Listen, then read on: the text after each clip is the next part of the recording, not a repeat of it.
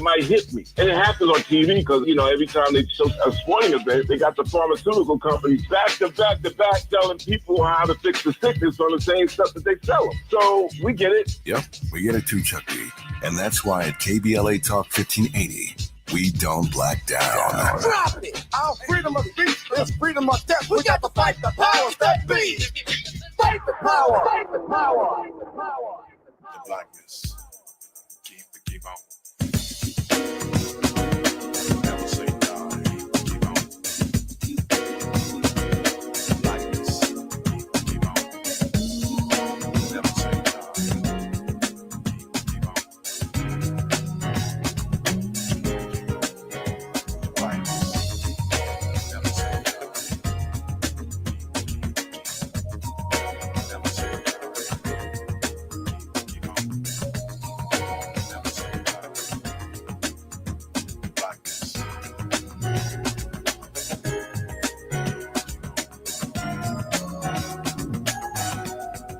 Never say die. In the midst of sorrow, you can see up and looking down. A brighter day tomorrow will bring.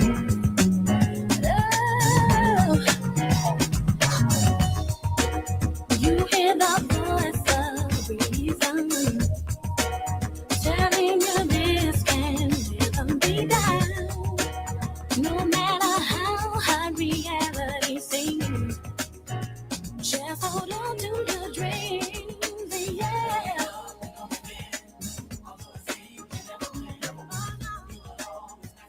You are listening to and streaming A More Perfect Union on KBLA Talk 1580. I'm Dr. Nii-Quartelai Quartey, your host and White House correspondent, joining you live from our nation's capital.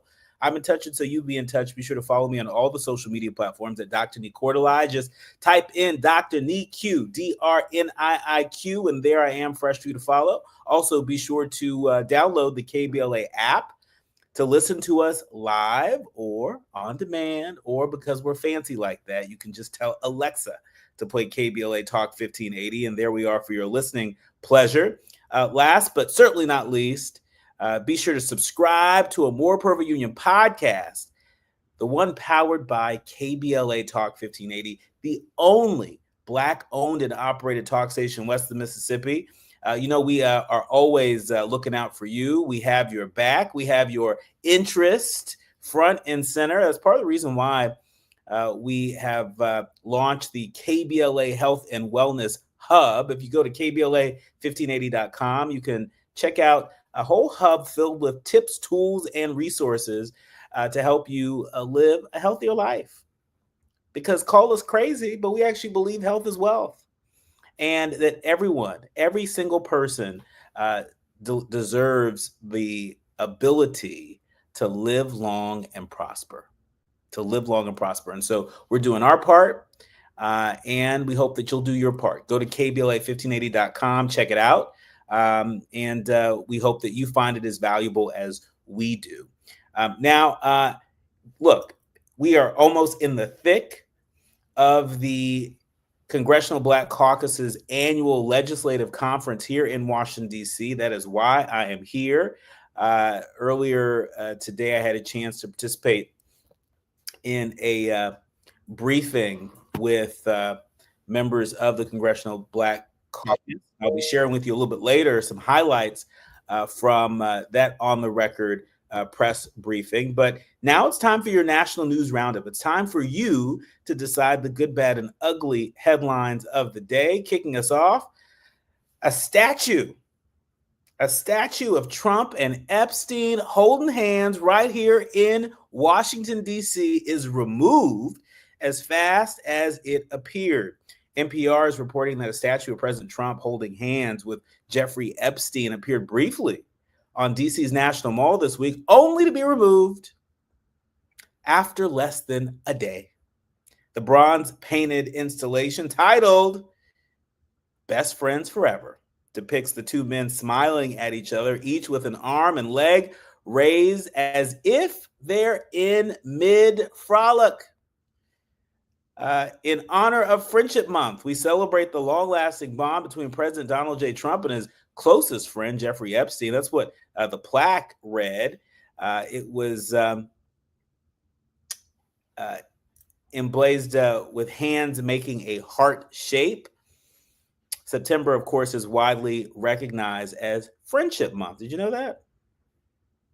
I didn't know that, but apparently they did. Trump has repeatedly downplayed his relationship with Epstein, the convicted sex offender who died in jail in August 2019, but it remains a sore spot for the president as his administration faces continued calls to release the Epstein files, a trove of documents from various investigations into the disgraced financier. In other news, Jimmy Kimmel returns to ABC with an emotional monologue defending free speech, saying we have to stand up. The LA Times is reporting that Jimmy Kimmel is back. And again, in his first public words since ABC benched him, he ardently defended free speech, growing emotional throughout the opening monologue of his late night show. Tuesday's episode of Jimmy Kimmel Live marked the host's return since Disney-owned ABC announced last week they were suspending him. They were suspending his show, rather, indefinitely. The decision came after Nexstar Media Group and Sinclair Broadcast Group, owners of ABC affiliates, they said that they weren't going to air the talk series because of comments that Kimmel made about the suspect in the shooting death of conservative activist Charlie Kirk. Now, even after Disney reversed the suspension, both companies said that they would continue to keep Jimmy Kimmel off air. I wonder why.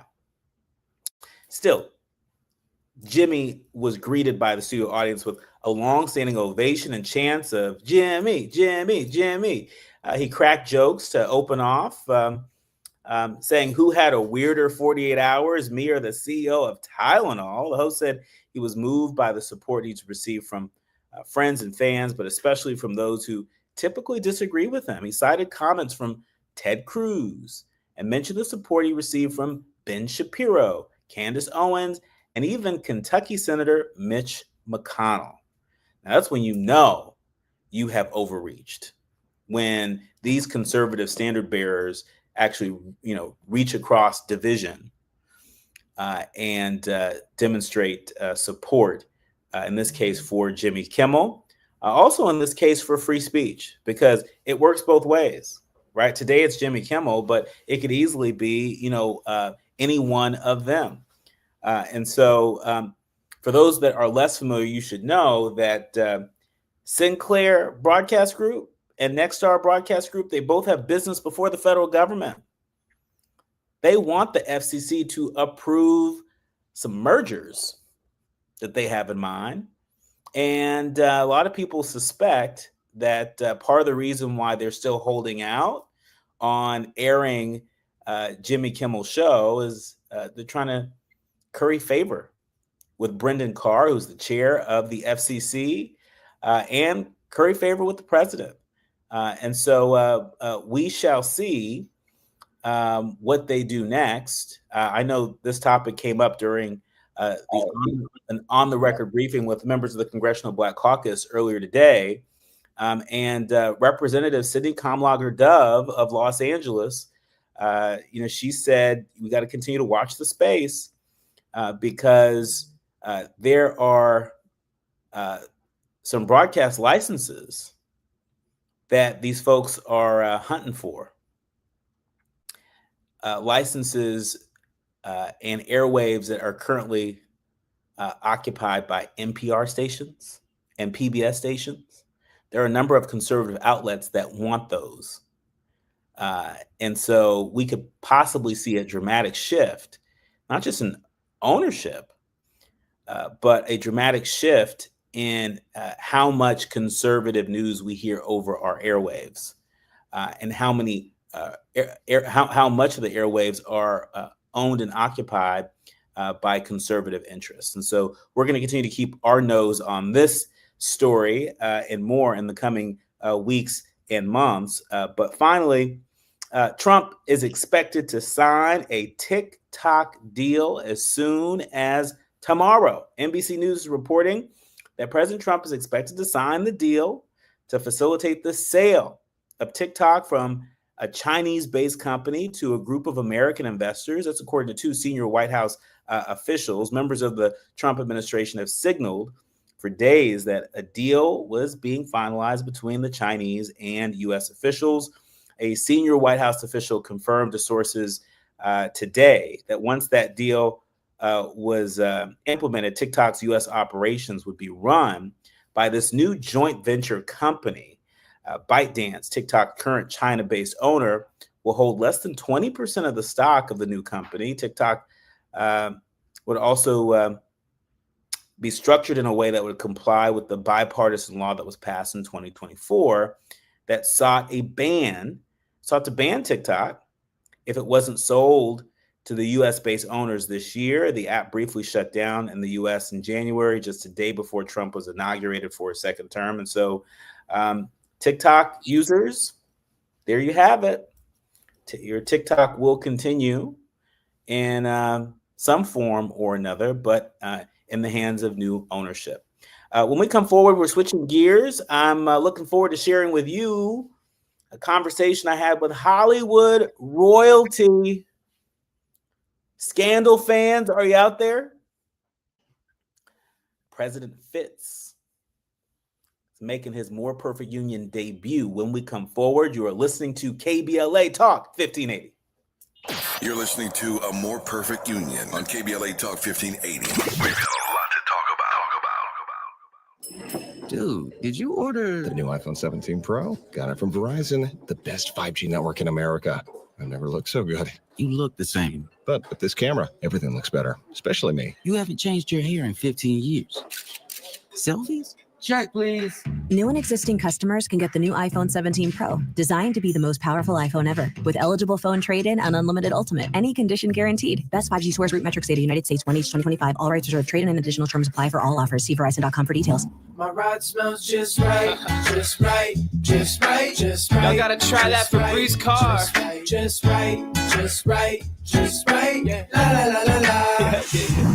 With up to 40 days of consistency, all over Febreze car clips right on your vent. You know my car's my happy place. Keep that smile on my face when it smells just right, just right, just right. Yeah, breathe happy Febreze. La la la la la. With a KBLA Talk 1580 editorial, I'm Dr. Nii-Quartelai Quartey. Let's preserve Black land stories before they're lost forever. I want to personally invite you to be a part of something historic. As journalist in residence for the Black Land Lost Narrative Archive Project, I've joined forces with powerhouse attorney and social justice champion George Fothery, the man who helped make history by delivering justice to the Bruce family in Manhattan Beach, securing the first known return of land unjustly taken from Black owners by a local government. That victory was monumental, but it was just the beginning. For generations, Black families have acquired land through grit, faith, and determination, only to lose it through violence, legal loopholes, forced sales, and systematic racism. What's been taken goes far beyond dirt and deeds. It's the erasure of wealth, identity, and legacy. That's why we've launched the Black Land Lost Narrative Archive Project, a national effort to collect, protect, and preserve the stories of Black land lost before they're buried, forgotten, or erased altogether. Because there's power in telling Black stories, there is resistance in remembering, and there's justice in being seen and heard. This is where you come in. We're inviting you to be a part of this historic Black narrative archive. If you or someone you know has experienced land loss, displacement, or forced property sales, your story deserves to be heard and remembered. Your story belongs in this archive. Your truth matters not just to your family, but to our collective future. Visit blacklandlost.org today. Fill out our simple intake form and add your voice to the National Archive of Remembrance, Resilience, and Reckoning. Let's make these stories live on, not in whispers, but on the record. With a KBLA Talk 1580 editorial, I'm Dr. Nii-Quartelai Quartey, and as always, we welcome your feedback. We have no permanent friends or permanent enemies. Only permanent interests. as we effort to build a more perfect union. You are listening to and streaming A More Perfect Union on KBLA Talk 1580. I'm Dr. Nii-Quartelai Quartey, and it's not every day that we get a chance to talk to Hollywood royalty. I'm talking about Tony Goldwyn. He is here with us today. Yes, the Tony Goldwyn, as an actor, director, producer, singer, and activist. He's appeared in so many films that we love, including The Last Samurai and Oppenheimer, King Richard. I personally loved him in one of my all-time favorite films, Ghost. But for y'all young folks, you might have learned to love him as President Fitzgerald Grant in ABC's hit television series Scandal. Tony, welcome to the show. Thanks so much for having me. Well, thanks so much for being here. Talk to me about what you define as a Renaissance man, and do you match your own description? Well, I would not. That's sort of. I've always thought of a Renaissance man who, the few that I've known, which I really admire. I've never actually thought about myself in that way, but my definition of Renaissance man, when I've referred to other people, is that are people that are deeply passionate about multiple disciplines and look at the world and find expression of their perspective on the world through multiple lenses. So I guess I do that sort of. I honestly have never thought about it because it sounds pretentious to put yourself in that category. But I think of an old friend of mine who's no longer with us, the great artist Jeffrey Holder, who was a dear friend of mine. I don't know if you knew Jeffrey, but he created the show The Wiz on Broadway, and Jeffrey was a very famous dancer and choreographer, and also an incredible painter and an actor and a voiceover artist. And he was just a brilliant man. And Jeffrey was someone who had so much passion for life and was just constantly creating in whatever avenue he could. So that is something I would maybe aspire. I suppose I aspire to. Well, look, Tony, I'm just saying there are a lot of us that see you as a Renaissance man because there is such a rich body of work that you have offered us over the years on the stage, on television, on film, and also as an activist. And so for your consideration, how about that? Thank you. Appreciate it. And so, speaking of projects, when you are presented with a creative project, what do you look for? I mean, you have this kind of uncanny ability to pick projects that are timeless and, dare I say, consequential. And so walk us through your decision-making process when you're considering creative projects. Well, it sort of depends what it is, whether I'm acting or directing or whether it's an activism project, social advocacy project. Early on, look, I was just trying to get a job. But I found that as an actor, the key thing that I've sort of landed on is who am I working with? Are they people that I admire and am excited to work with, and who I want to be in collaboration with? And that's the key thing. It's not money, although we have to earn a living, and it's not how big the role is. I guess the other thing is, do I think I can do something with whatever role I'm asked to do? And that's really in recent years, that's been that's been such a recipe for success with me. Whether like this week I'm in this movie, One Battle After Another, that Paul Thomas Anderson wrote and directed with Sean Penn and Leonardo DiCaprio, and I was just, to work with Paul Thomas Anderson was such a dream. I was like, I'll do anything. Or on Oppenheimer with Christopher Nolan, they said, Chris wants you to be in his new movie. I didn't care. I had quite a small part in that. I really didn't care. I was just happy to be in it. And it won the Best Picture Oscar. I was like, wow, or King Richard was such a great project and film. And Will was someone I really wanted to work with. So in terms of activism and then directing, it needs to be something that I have a real burning passion for the mission of the thing, and on a human level. And that's true, if you're going to direct a film, it's something that the theme of it has to you're committing so much of your time and energy. It's a very difficult job. It has to be something that I just cannot not do. And with organizations that I support, it's always been kind of an organic relationship that's evolved, and I've become passionate about the mission of the organization and thought I just want to help however I can, whether it's the Innocence Project or AmeriCares, or two organizations that I'm very involved with. Yeah, like that. Well, look, clearly you could work with a lot of different people and have worked with a lot of different people. But now you've set your sights on working with your daughter, Anna. You all have a new podcast out called Far from the Tree. It just launched on September 16th with 2 episodes, one with you and your daughter, the other one with Jane Fonda and her son. Talk to us about how this project first came about. And is this your first venture into podcasting?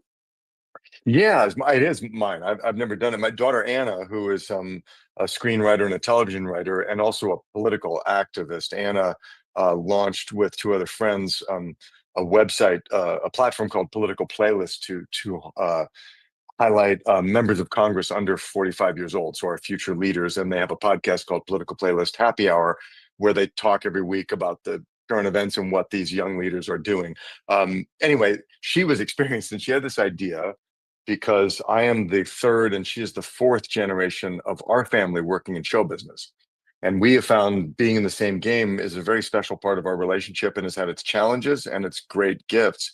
And we thought, what a cool thing to interview other parents and children who work in the same business. So, the first one, as you mentioned, Jane Fonda and Troy Garrity, who's a wonderful actor, but we're also interviewing athletes and other writers and musicians and people in all different walks of life, not just actors. So yeah, this week we just dropped our 2nd or 3rd episode with Bill Lawrence and Charlotte Lawrence. And Bill is one of the great TV comedy writers and producers. He created Scrubs, and he executive produces Ted Lasso and Shrinking, which is on now, and Bad Monkey. And he's just one of the great guy. And his daughter Charlotte is both an actress and a very successful young singer-songwriter. So yeah, we talked to Bill and Charlotte about their relationship, and many more to come. I mean, I think the concept for the show is fascinating, because we see parents and kids, and sometimes the kids are a lot like their parents, and sometimes, they're radically different in all sorts of different ways. Are there any recurring themes that you're picking up on so far in the series between parents and kids in the same business, generations apart? Yeah, kind of twofold. I mean, some more than others, but I know for me, having a famous last name was really a challenge as I was starting. At first I wanted nothing to do with show business, but because my grandfather, for people that don't know, my paternal grandfather was one of the pioneers of the film industry, Samuel Goldwyn. So he was kind of a legend, and that was a big, kind of shadow to find my place in. Same thing for Troy Garrity, with Jane Fonda, who is one of, an iconic actress and activist. Troy really had his work cut out for trying to find himself. So the challenge is at the beginning, but in every case of the people we've talked to, everyone talks about what an incredibly beautiful thing it is to share a passion. Because for those of us who happen to be in love with what we do, that's a real gift in and of itself. And to be able to share that in dialogue with your parent or your kid is very unique. Both to have a kind of someone to look to for advice, but also just to share, the vibe with of what you're working on, what you're thinking about. It's such a big part of our lives, those of us who are passionate about what we do.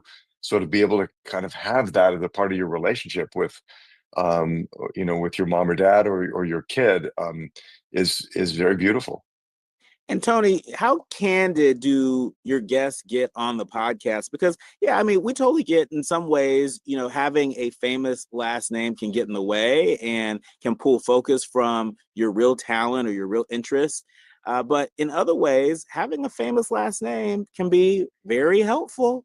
I mean, if I was, Nii-Quartelai Quartey Goldwyn, I think the recipient on the phone call, might come at me a little bit differently. And so talk to us about how candid folks got on the podcast about, sort of the benefits and the challenges of having a famous last name or a famous parent. Yeah, 100%. That's a great point, because it is definitely both. Like, if you listen to the new episode with Bill and Charlotte Lawrence, Charlotte talks a lot about how incredibly lucky she is to have been, to have the parent, because her mom's an actress and her dad's this very successful television writer, to have had the exposure to people, Charlotte tells a story. She's a musician, and she was at a party with Ed Sheeran, because she was at parties with lots of famous people with her parents, and she ended up playing at this party one of Ed Sheeran's songs for him, and he was like, "Well, you're amazing," and became a mentor for her. Like, who gets to do that? Who doesn't have that kind of access? But she also knew that because of it, her dad actually cast her in his new show, Bad Monkey, which, by the way, she's fantastic in, and he said to her, "Look, if you're not great in this show, I'm going to cut you out of it, because I can't, feature you because you're my daughter. You did a great audition. Everybody wants you in this, but I'm just going to be honest. You gotta deliver. And if you don't, I love you, but it's just, it's not going to work. So you need to make this your top priority and really do it." So that's also part of the parent's job, to instill that kind of work ethic. So it is both, but Charlotte was really candid about it, and Troy too. And we found that along the way, that people really understand the blessings, and those who are successful, they're successful because they work their ass off.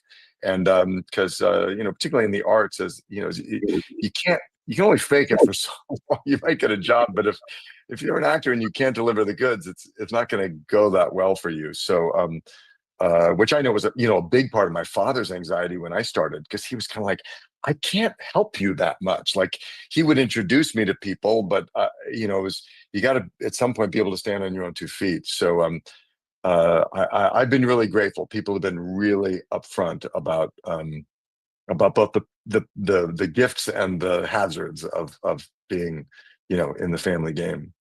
So do you remember the first project that you got where you really heart-rendering?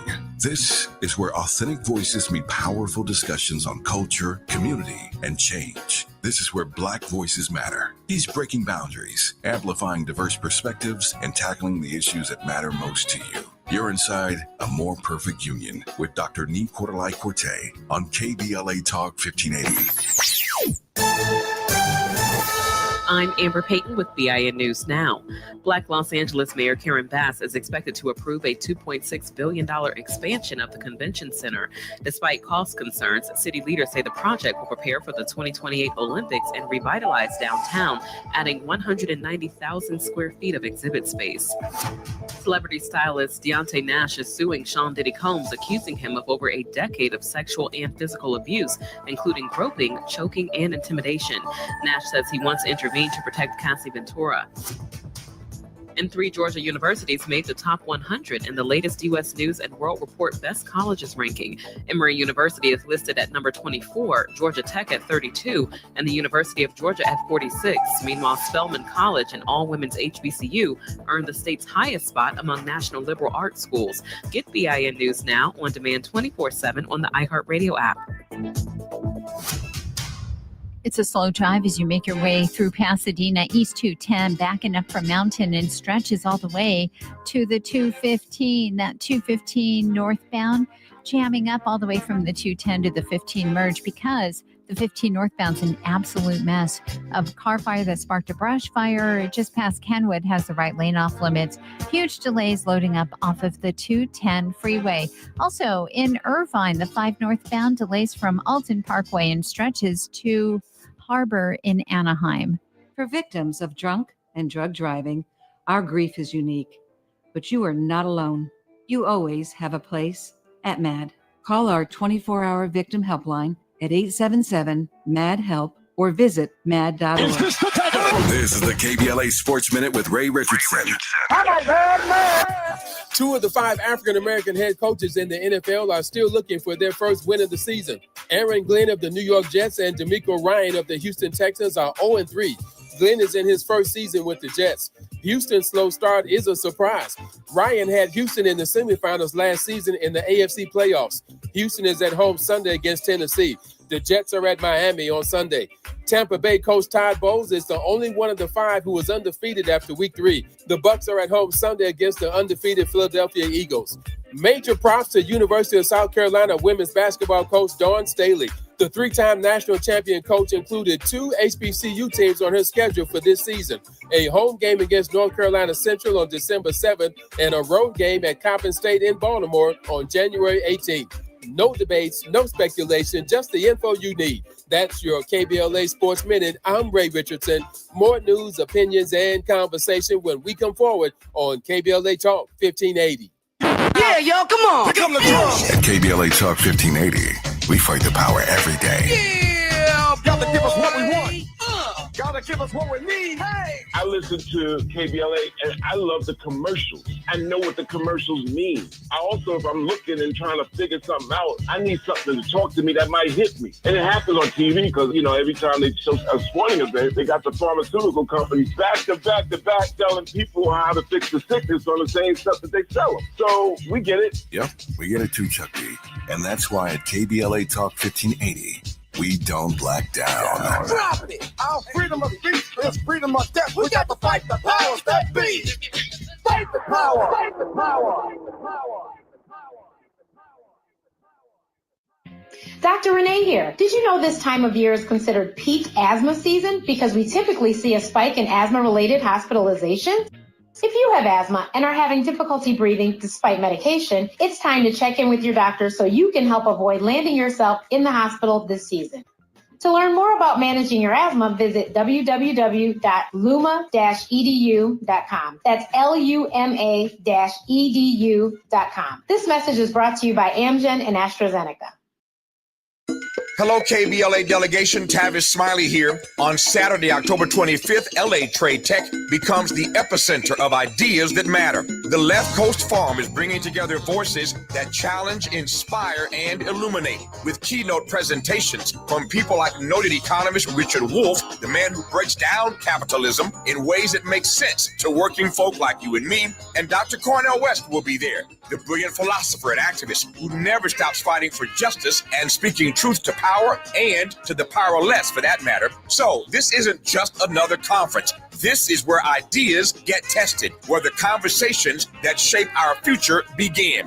Multiple plenary sessions, dynamic speakers, real talk about the issues that impact our communities, and then some good food and a live band. Saturday, October 25th, LA Trade Tech, Left Coast Forum. The event is free and open to the public, but you must register at our KBLA1580.com website, where you can also peep the plenary topics. The future belongs to those who show up and engage. So don't just think about change, be part of the conversation that creates it. The Left Coast Forum is brought to you by the LA Progressive, the Empowerment Congress, Community Coalition, Partnership for Growth LA, Southwest Voter Registration Education Project, LA Care Health Plan, United Teachers Los Angeles, Black Progressive Action Coalition, St. John's Community Health, the National Lawyers Guild, the Weingart Foundation, and more. Space is limited, so if I were you, I'd register right now at KBLA1580.com.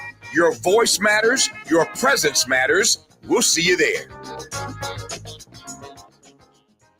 Hit me! National News The Consequence. Informed opinion. And analysis beyond the headlines. You're listening to A More Perfect Union on KBLA Talk 1580.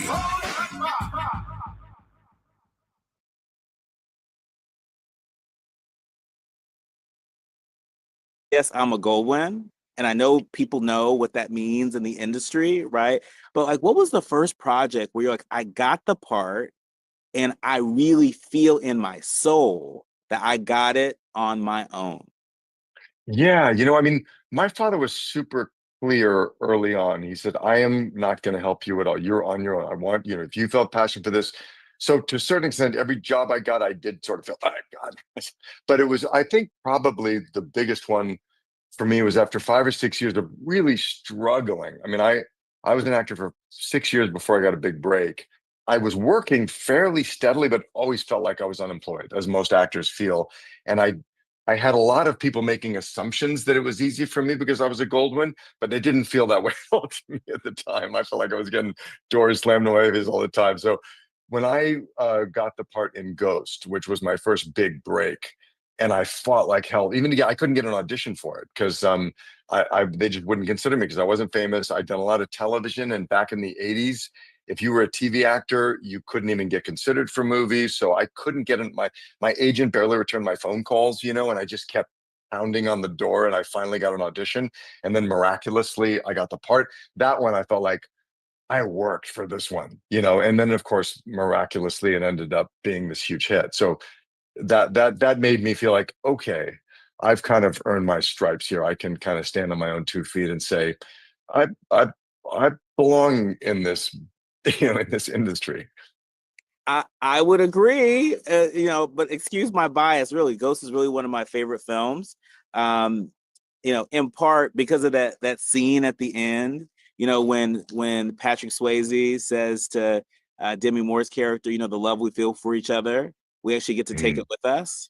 And I can't tell you how many times I have referenced that to friends who've lost loved ones, right? And that are just, you know, just grief stricken. And so thank you for your contribution to that film, one of my personal faves. But speaking of just the industry, you know, your family has been a mainstay in the industry for generations. What's your assessment of the current state of the industry? I can't tell you how many friends I talk to that, you know, have been out of work. You know, 30% of production has been cut, and places like LA are feeling it. We see the advent of AI that's really, you know, sort of changing, you know, the fundamentals of the business in some pretty serious ways. What's your take on the state of the industry, and what's your advice to Well, creatives yeah. that are looking to break in? Well, that's a great question, and I don't have an answer. You know, it's been a really painful time, and there's this tremendous contraction that has taken place in our industry.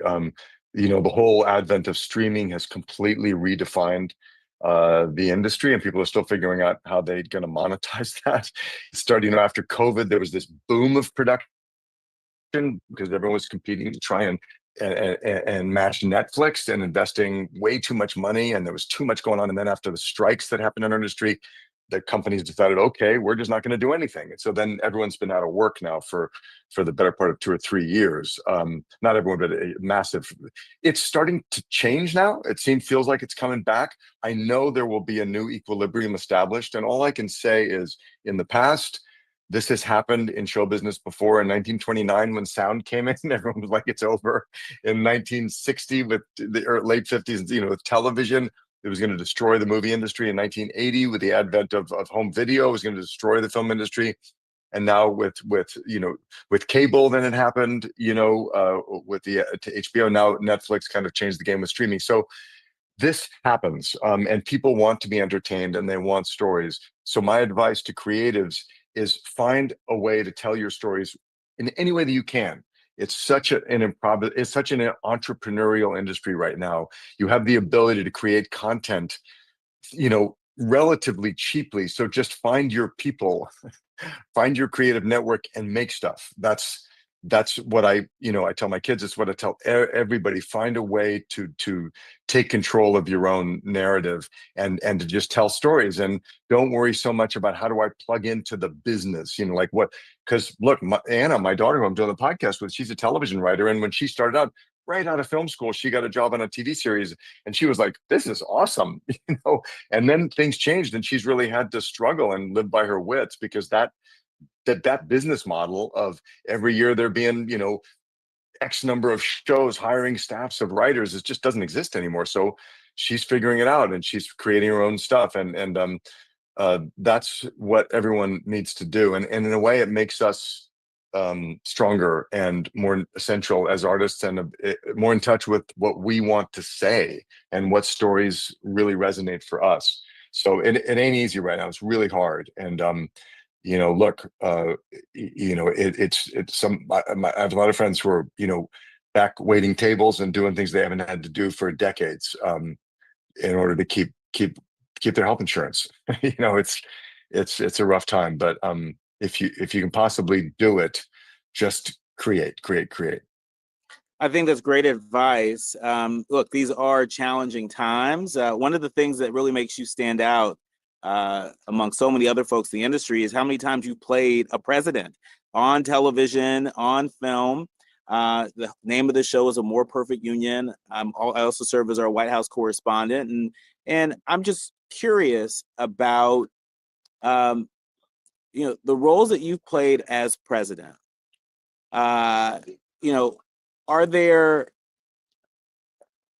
Is there a stature of the presidency that culturally, we all may be participating in ways that are not healthy. Reality TV is here to stay. One of the secrets to reality TV is breaking the fourth wall. I think we have not just a president, but we have a lot of political leaders, that have been breaking the fourth wall a whole lot. From your experience playing a president, what is it that you think we, the people, should be paying more attention to in real life? Well, my experience is playing the president.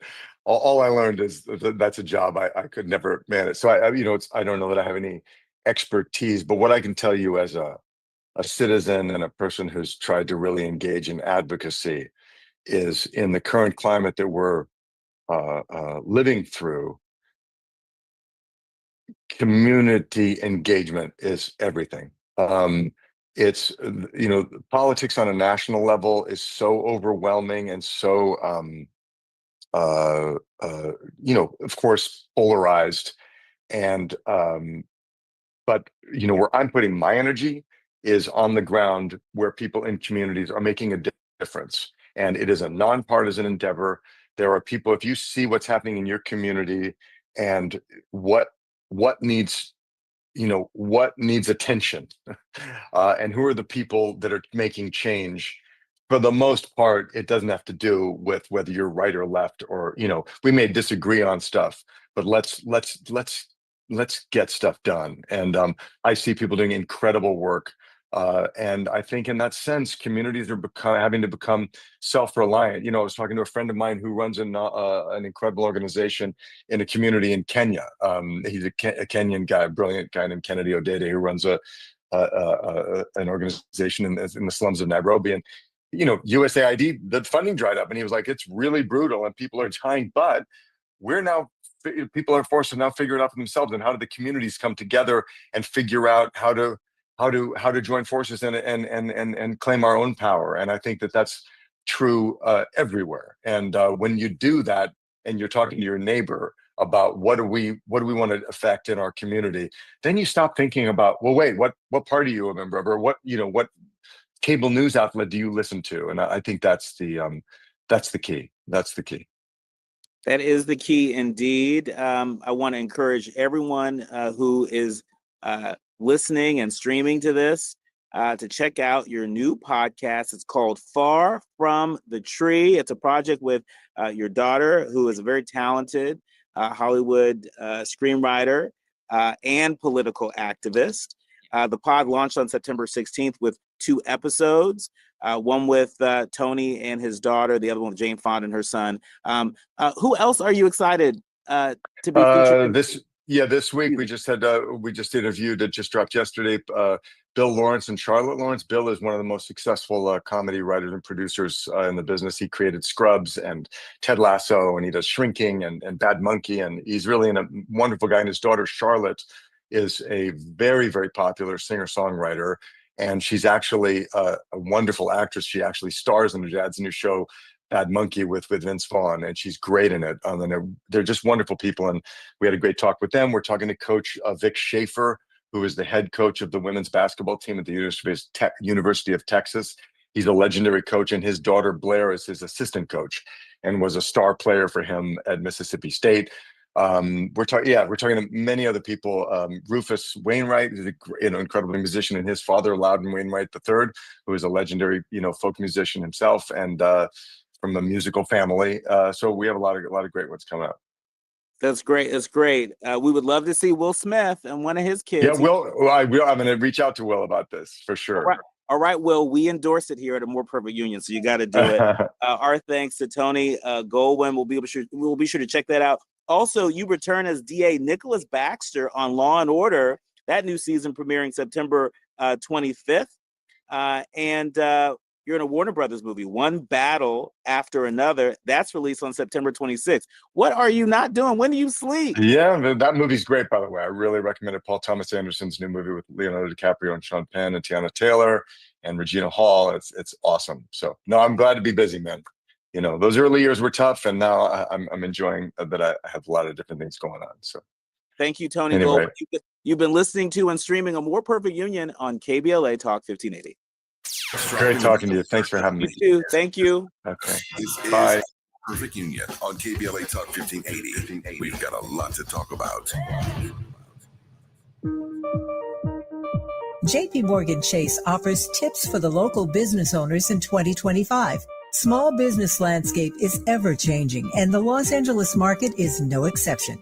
A startup or legacy business, revisiting your mission statement and recalibrating offerings can renew opportunities for growth and innovations. Programs like Chase for Business Coaching for Impact gives entrepreneurs access to expert guidance, helping you streamline operations, strategize your growth, and navigate complex challenges.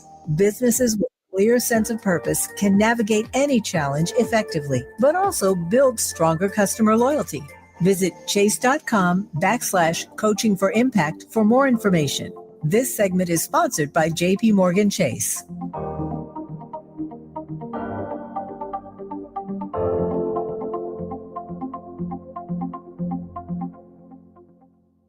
Seems like there's more identity theft in the news every day. Another major healthcare breach was reported today, resulting in the exposure.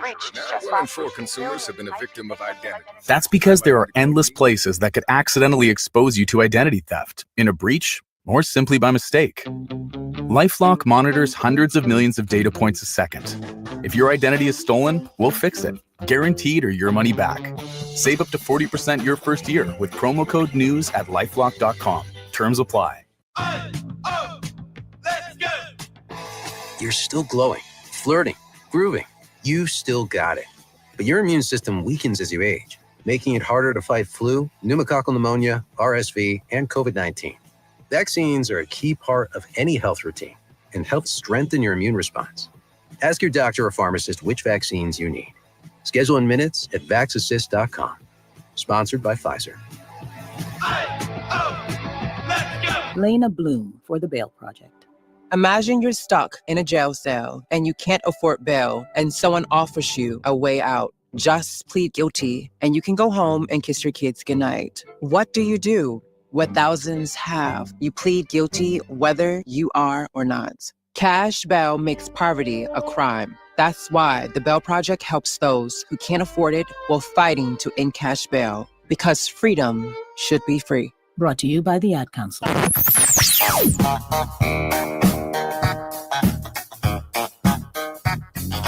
This is KBLA Talk 1580. Talk radio. That's music to your ears. We're unapologetically progressive. KBLA Talk 1580. Notable journalists, industry leaders, lawmakers, change makers, tastemakers, and you, working to build a more perfect union on KBLA Talk 1580.